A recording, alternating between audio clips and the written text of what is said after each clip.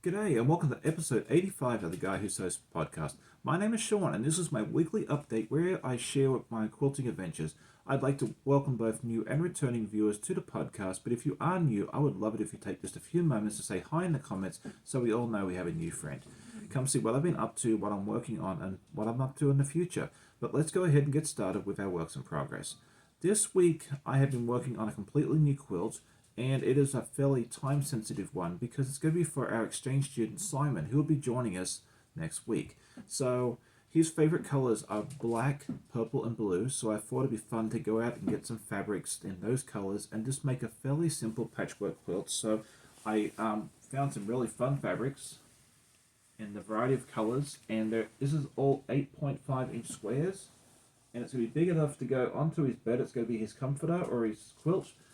He'll get to use it for the entire year that he is here, and then he'll be able to take it back home with him next June when he returns home to the Czech Republic. So that gives you an idea of what it looks like. I am about a third of the way through quilting it, so hopefully in the next couple of days I'll be able to finish quilting it, get it bound, and have it on his bed for when he arrives.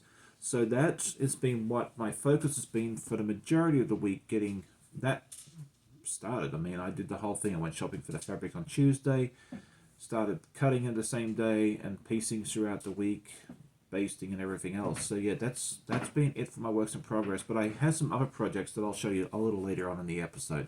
But now let's move on to our week in review. And if you are new to the channel, this is just a series of clips that I take during the week, most of me sewing, but anything else we get up to as well. So I hope you enjoy.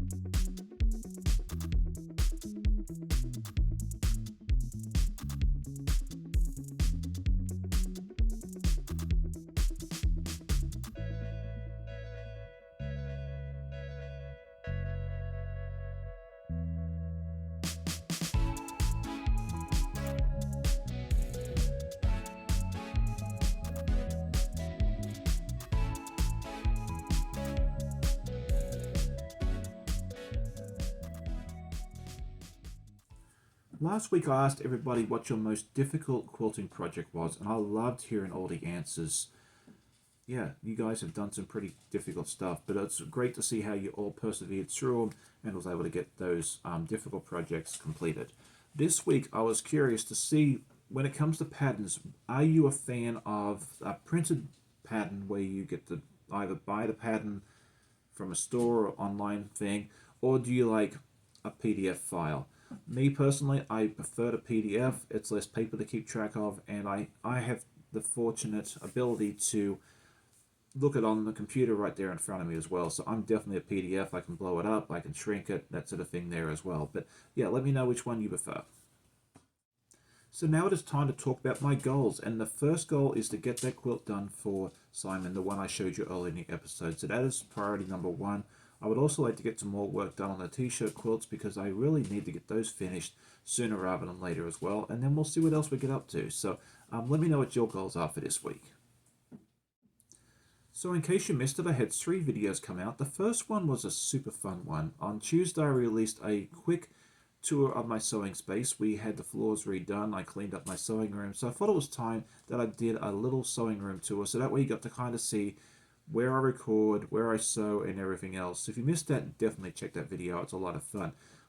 On Thursday, I did my time lapse of Clue 1 of the Carnival Puzzle Mystery Quilt by Cotton Cuts. I showed a whole clue coming together in about 3 minutes, so definitely go check it out. And then on Saturday morning, I had my friend Stephanie from Stephanie Stitches join me, where we sewed Clue, we both sewed Clue 7 of the Village Green Puzzle Mystery Quilt. If you've missed any of those videos, go check them out. Leave a comment and like as well. I always love hearing from you guys. So upcoming videos, I believe August must be the month where Sean does all the stuff he's been talking about for a while. Because the first thing I'm going to do is a review video on the Quilter Slide Lock by So Be It Quilts. P.S. I love it. But you'll be able to see that and my thoughts in more detail on that video, which will hear me out during this week. On Wednesday evening, it'll be a premiere over on Katy's channel, which is Quilting Greenland. Her and I sat together and had a quick interview. I think it was like 25 or 30 minutes. So definitely go check that out. That'll be at 7:30 p.m. on Wednesday over on the Living Greenland channel. I think it's going to be a lot of fun. I hope you will join us there.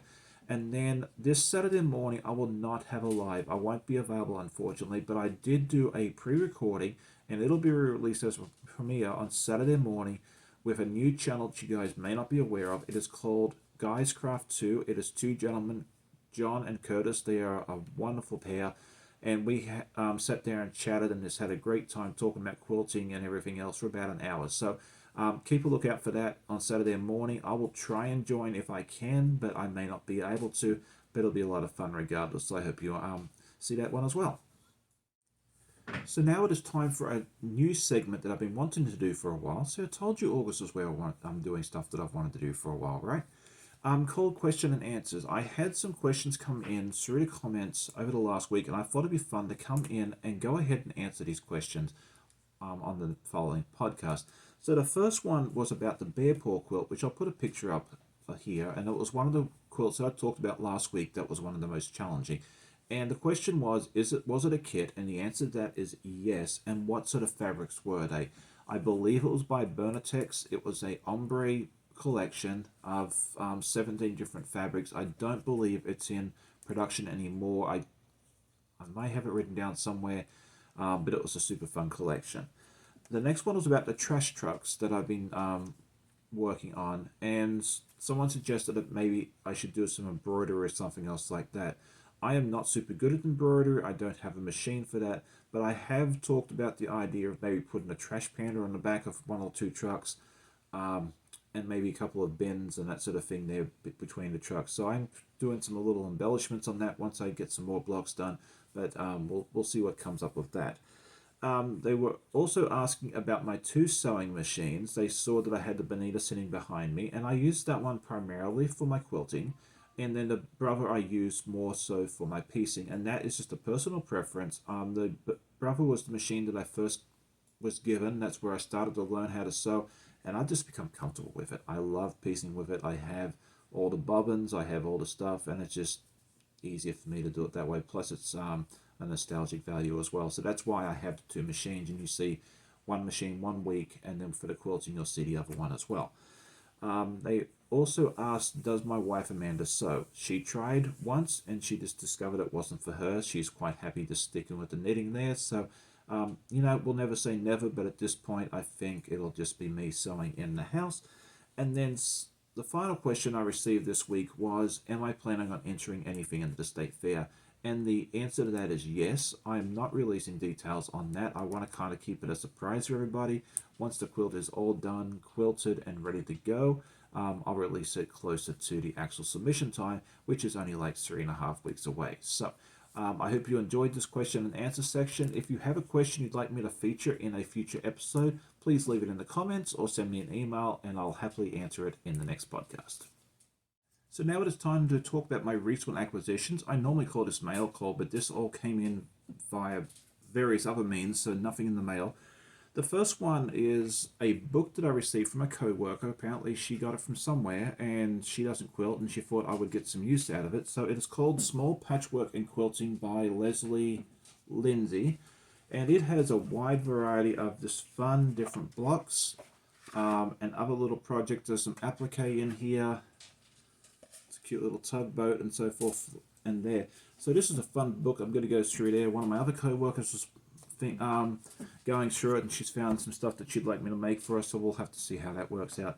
And then I also got this from her as well, which looks like a super fun project, which I might have to do in the near future. It might be a good stash dive for me as well. Now, the other thing I got during the week was when I went up to buy the fabric for Simon's quilt, first of all, I went to Joanne to see if I could not have to drive any further, and was very disappointed with the selection they had. It was a no-go. But I did find this in the clearance section.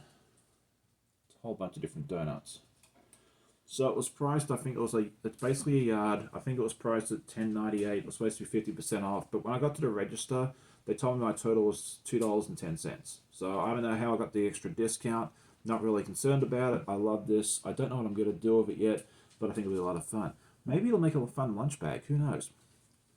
So that's what I got this week in my recent acquisitions. Did you guys get anything fun this week? And finally, it's time to talk about my completed block. I have one completed block I'd like to show you, and that was the Clue 7 from the Village Green Puzzle Mystery Quilt that I did yesterday on my live with Stephanie. And here we go. It is in the lavender colorway, and I just love how bright and happy. I think it's used just about every color in the array that they've given us.